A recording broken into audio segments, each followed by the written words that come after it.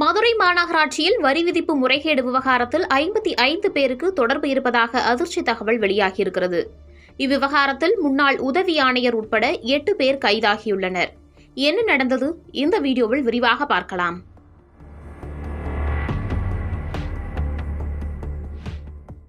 மதுரை மாநகராட்சியில் அதிகாரிகளின் பாஸ்வேர்டுகளை மோசடியாக பயன்படுத்தி பல கோடி ரூபாய் மதிப்பிலான வரி விதிப்பு பணத்தில் முறைகேடு செய்யப்பட்டுள்ளதாக வெளியான தகவல்தான் இந்த விவகாரத்தின் முக்கிய திருப்பமாக அமைந்தது.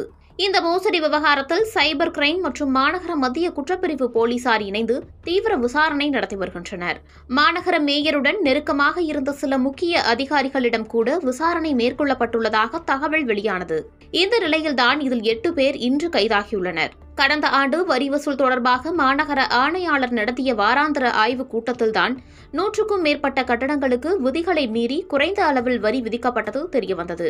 இதையடுத்து உதவி ஆணையர்கள் குழு விசாரணை நடத்தியதில்தான் 1.5 கோடி மதிப்பில் வரி மோசடி நடந்தது உறுதியானது. இதுகுறித்து மதுரை மாநகராட்சி மாமன்ற எதிர்க்கட்சித் தலைவர் சோலை ராஜா நம்மிடையே பேசுகையில், நாங்கள் தான் ஒரு வருடத்துக்கு முன்னாடி எங்களுக்கு தகவல் கிடைச்சிச்சு. கிட்டத்தட்ட மாநகராட்சி கூட்டம், மாமன்ற கூட்டம் மாசத்துக்கு ஒரு தடவை தான் கூடும். இதில் 15 லட்சம் மக்கள் இருக்காங்க மதுரை மாநகராட்சியில். 5 லட்சம் மக்கள் ஃப்ளோட்டிங் பாப்புலேஷன் வந்து போறவங்க. கிட்டத்தட்ட அது மாதத்துக்கு ஒரு தடவை தான் அந்த மாநகராட்சி கூட்டம். ரொம்ப சென்சேஷனலான கூட்டம். எல்லா ஹெச்ஓடிஸும் அங்கே இருப்பாங்க, எல்லா அதிகாரிகளும் அதில் இருப்பாங்க.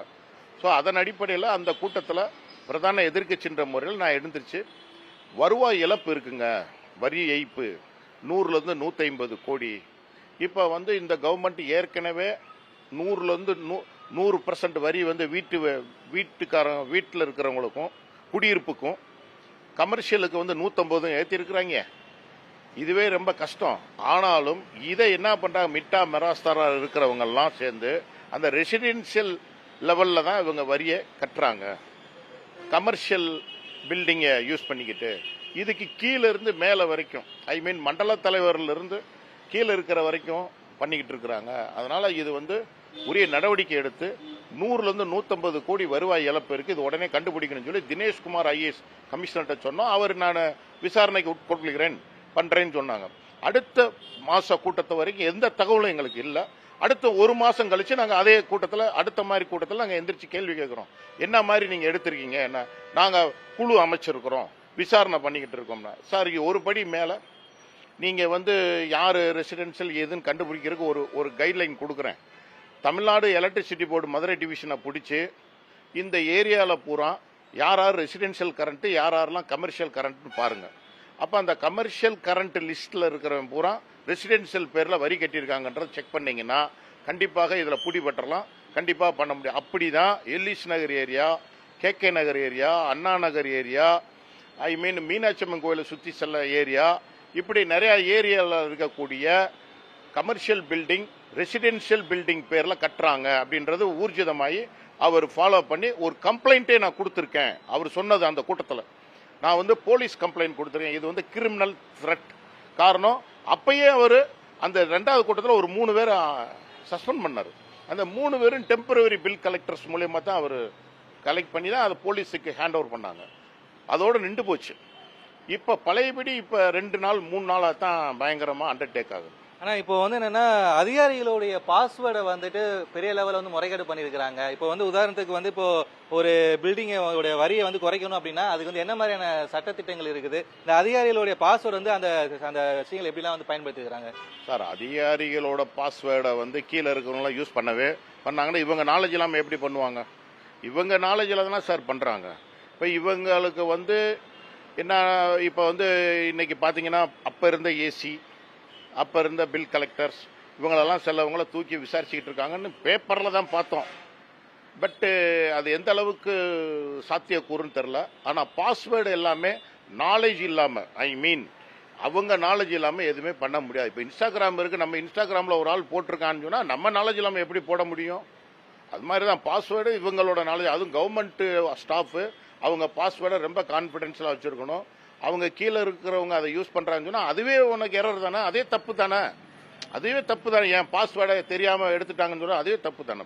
வந்து ஒன்று நீதிமன்றத்தில் போய் வரி குறைப்புக்கு வந்துட்டு ஆர்டர் வாங்கிக்கணும், இல்லைன்னா மாமன்ற கூட்டத்தில் வந்துட்டு ஒரு கவுன்சில் கூட்டத்தில் வந்துட்டு தீர்மானம் நிறைவேற்றி அந்த வரி விதிப்பு வந்து குறைச்சிக்கணும். இப்போ அந்த மாதிரி ஏதாவது பண்ணியிருக்கிறாங்களா சார்?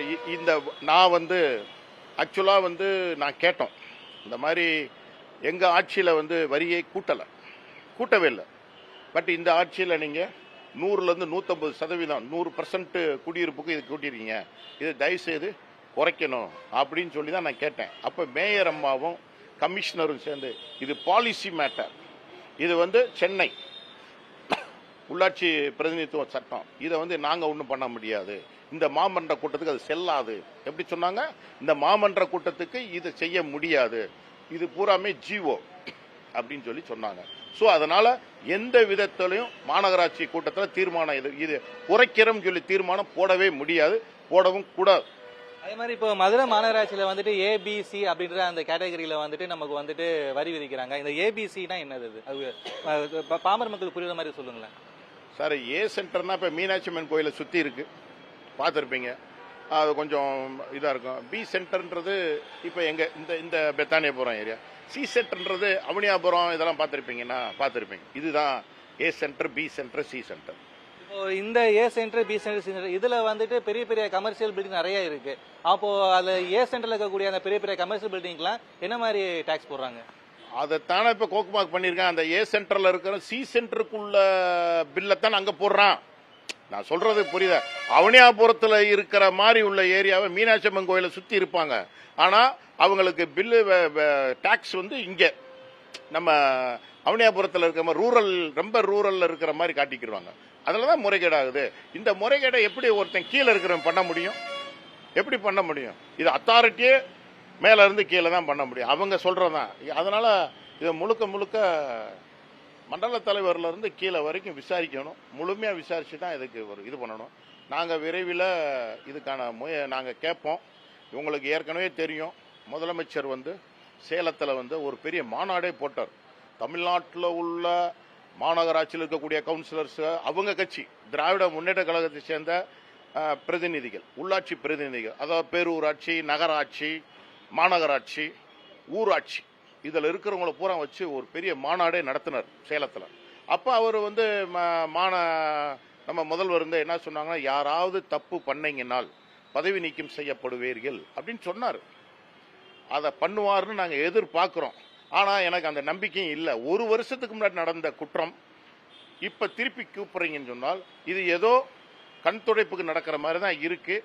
அதை முதல்வர் வந்து உரிய நடவடிக்கை எடுத்து வெளிப்படைத்தன்மையான விசாரணை இல்லாவிட்டால் நாங்கள் வந்து எங்கள் எழுச்சி தமிழர், புரட்சி தமிழர் ஐயா எடப்பாடியாரோட அனுமதி ஆணைக்கிணங்க எங்கள் மதுரை மாநகர் மாவட்ட செயலாளர் அண்ணன் செல்லூர் தலைமையில் மிகப்பெரிய போராட்டத்தை, இந்த உரிய வெளிப்படை விசாரணை வேணும், குற்றவாளி அனைவரும் கைது செய்யப்பட வேண்டும், விசாரணைக்கு உட்கொள்ள வேண்டும் என்பதற்காக நாங்கள் பெரிய போராட்டம் நடத்துவோன்றதை நான் தெரிவித்துக்கிறேன்.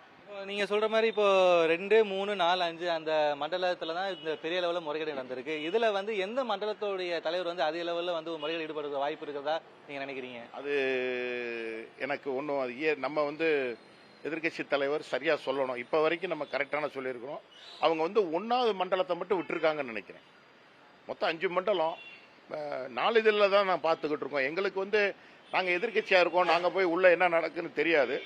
4 இதில் வந்து 2, 3, 4, 5 தான் போட்டிருக்கிறாங்க, 1வது மண்டலத்தை போடல. ஸோ இந்த 4 மண்டலத்துக்கு தான் விசாரணை இருக்கும், தீவிரமா இருக்கும்னு நான் நினைக்கிறேன். இப்போ அதே மாதிரி வந்து இப்போ அதிமுக சார்பா வந்து இந்த வரி விதிப்பு முறைகளை வந்து கண்டிச்சு ஒரு பெரிய லெவலில் போராட்டம் வந்து பண்ண போறதா சொல்லியிருக்கீங்க.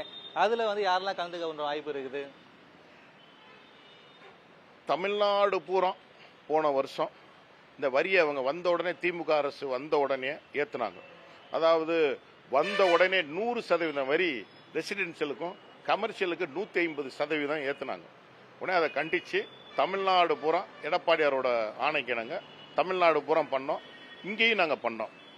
இங்கே வந்து ஒருங்கிணைந்த மதுரை மாவட்டம் ரெவன்யூ டிஸ்ட்ரிக்ட் அவர் உதயகுமார் அண்ணன், செல்லூர் ராஜ் அண்ணன், ராஜன் செல்லப்பா அண்ணன் தலைமையில் தான் என்னோட முயற்சியில் இதே பெத்தானிபுரத்தில் இங்கே பின்னாடி இங்கே தான் நடத்தணும். ஏன்னா நான் எதிர்கட்சி தலைவர், என்னோட வார்டு இது மீட்டிங் பிளேஸ். ஸோ இங்கே தான் நடத்த போகிறோம். அதனால் இப்போ விரைவில் அதே மாதிரி எங்கள் 3 இவங்களை சேர்த்து, ஏன்னா இது வந்து முழுக்க முழுக்க மதுரை மாநகராட்சியோட பிரச்சனை. இந்த 100 வார்டு பார்த்தீங்கன்னா ஸ்கேட்டர் ஆகிட்டு கிடக்குது, 3 மாவட்டத்துக்குள்ளே இருக்குது, எங்களோட கட்சி மாவட்டம். ஸோ அதனால் 3 மாவட்ட செயலாளர்களையும் வச்சு அவர் இணங்க இவர் செல்லூர்ராஜ் தலைமையில் கண்டிப்பாக உதயகுமார் அண்ணன், செல்லூர்ராஜ் அண்ணன், இவர் ராஜ்சல் பண்ண வச்சு இப்போ வந்து இந்த முறைகேட்டில் வந்து ஈடுபட்ட இப்போ அந்த வணிக வளாகத்தில் இருக்கவங்களுடைய அப்போ அவங்களுடைய மேலே என்ன மாதிரி நடவடிக்கை எடுக்கணும்னு சொல்ல வரீங்க நீங்கள்? இப்போ சீட்டிங் பண்ணியிருக்காங்க, அதில் வந்துட்டு இப்போ கமர்ஷியல் இருக்க பில்டிங்க்கு வந்துட்டு வீட்டு வரின்னு சொல்லி அவங்க வந்து முறையில் ஈடுபடுறாங்க. அந்த மாதிரி இருந்து முறைகளை வந்து ஈடுபட்ட அதிகாரிகள் மேலேயும் அதுக்கு வந்து துணை போன கட்சிக்காரங்க மேலேயும் வந்துட்டு இப்போ ஒரு திருத்தமாக ஒரு நடவடிக்கை எடுத்துட்டு இருக்காங்க.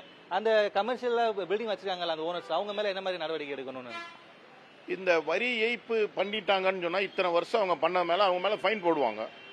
இது கிரிமினல் ஆக்ட், கண்டிப்பாக இது வந்து நான் பெயிலபிள் அஃபென்ஸ். கண்டிப்பாக அவங்க வந்து உள்ளாட்சி பிரதிநிதித்துவப்படி அவங்க சிறைக்கு செல்வார்கள். அதுக்கான வரி ஏய்ப்பையும் அவர்கள் கட்ட வேண்டும். இதுதான் அதில் சட்டத்தோட முடிவு. கண்டிப்பாக இது நடக்கும்னு பண்ணுறோம், இல்லாட்டி நடக்க வைப்போம். இப்போ இந்த விசாரணையில வந்து அரசியலோடைய இது இருக்கான்னு நினைக்கிறீங்களா? தலையீடு கண்டிப்பா அரசியல் தலையீடு இருக்க போய் தானே ஒரு வருஷமா ஒண்ணுமே பண்ணல. இன்னைக்கு கூட பேப்பரை பாருங்க, நேற்று பேப்பரை பாருங்க, பூரா அந்த ரிட்டையர்ட் ஆனவங்க அந்த டெம்பரரியால தானே பண்றாங்க. இவங்க எப்படி பண்ணியிருப்பாங்க? மேல இருக்கிறவங்க சொல்லாமையா பண்ணுவாங்க? தொற்றுக்கு நம்மள நேரம் விசாரணை கூட யாரையும் கூப்பிடலையா அவங்க? அப்ப ஆளுங்கட்சி தலையீடு இருக்கு, சும்மா சோகாஸ் தான். இப்ப கடைசியாக கேள்வி, இப்போ சமீப காலத்துக்கு இப்போ ஒரு சில மாசத்துக்கு முன்னாடி மேயருடைய கணவர் பொன்வசந்த் அவர் வந்துட்டு கட்சியில இருந்து தற்காலிகமா வந்து பணி நீக்கம் செய்யப்பட்டாரு. இந்த விவகாரத்துக்கும் அவருக்கு சம்பந்தம் இருக்குன்னு நினைக்கிறீங்களா? சார், இது அவருக்கு தலையிடுவதற்கு இல்லைன்றது எப்படி தெரியும்னா அந்தந்த மண்டல தலைவர்கள் மூலியமா தான் எதா இருந்தாலும் இதுல வந்து சுப்ரீம் அத்தாரிட்டி மண்டல தலைவர்கள் தான். இவங்க எல்லாம் ரெக்கமெண்ட் பண்ணா தான் அங்க போகும். ஸோ இங்க வந்து இவங்க சொல்லியிருக்காங்களா போயிருக்கான்றது பிஹைண்ட் த ஸ்கிரீன், அது நம்மளுக்கு சரியா தெரியல.